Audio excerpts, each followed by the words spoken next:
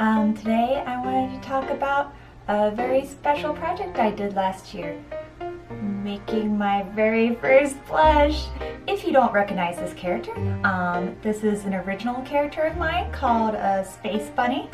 And they actually come in a variety of colors. This is the blue one, but they also come in pink and purple, but purple is like a very rare color, but the blue one is my kind of like the main color, I guess you could say.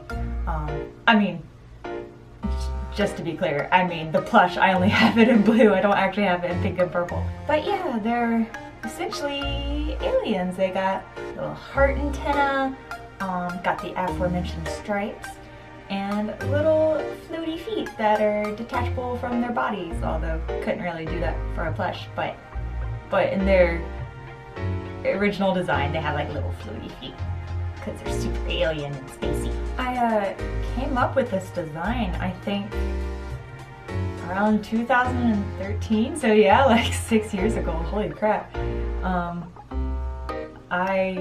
It's actually, the design has been kind of refined since I first conceptualized it.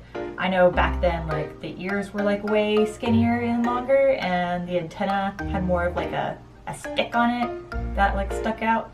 But yeah, I kind of like refined it, and I think it's like, sorry, I'm like talking into the plush, and I think it's like super cute. I can't help but touch it to my face because it's so soft. It's always been a design that I've been super proud of, and I'm so excited to finally have a little plush of it. It's just one of my favorite characters, and I always told myself that if I could ever make a plush, then I know I've totally made it as an artist. And like, I did it. I don't actually think I've made it as an artist, not even close, but this is such like a big milestone for me. I can't even express that, how cool this is. This is definitely something that like 20-year-old me or younger or whatever would have never thought I could ever do. This seemed like such a far-fetched dream of mine, and so it's just so exciting that I could actually do it. So since designing this last year has been such a journey, I thought it'd be kind of cool to share a little bit of that process with you guys.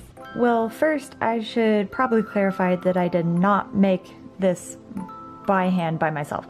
I actually got these produced through a toy manufacturing company. It was actually a bit intimidating at first. I'm still very new to collaborating with these kinds of companies on such a big scale, but I mean, yeah, I did it. So the first thing I had to do was provide them with a initial design illustration. This is what I actually showed them, this illustration right here. Can I get my, yeah, get the mouse on there. I did an illustration of what it would look like from the front, the side, and the back, as well as like a close-up of the face design. The goal was to give them as clear of an idea as possible of what I wanted the plush to look like in 3 dimensions. It's really important that you give them as much visual information as you can about your design so that they're able to create it more accurately to your vision. That's not to say it was going to be totally perfect on the first try. In fact, it wasn't. I can't even tell you how many revisions we went through because I'm very nitpicky. I think this photo was the first photo I actually got of my plush design. Let's see if I can't. As you can see, comparing it to the final plush. Hello.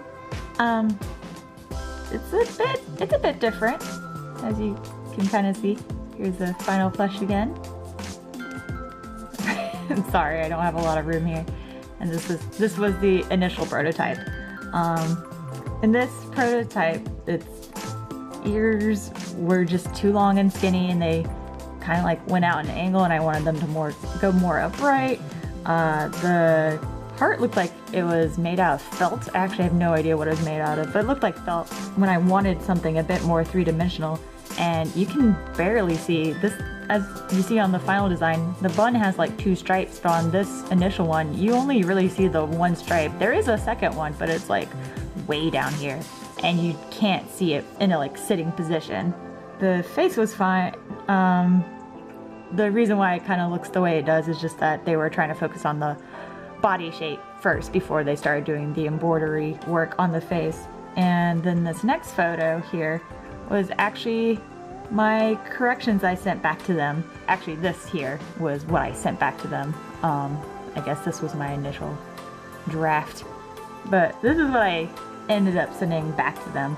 Not only did I list out right here specifically what I wanted to have adjusted, and even had like them numbered and corresponding to this diagram here, but I also drew over the photo to give them another visual example of what I was looking for. You can kind of see it a little bit better with this, I guess. Yeah, like I drew the ears to be more upright. You can see here I kind of drew in the second stripe and made the top stripe a little bit thinner.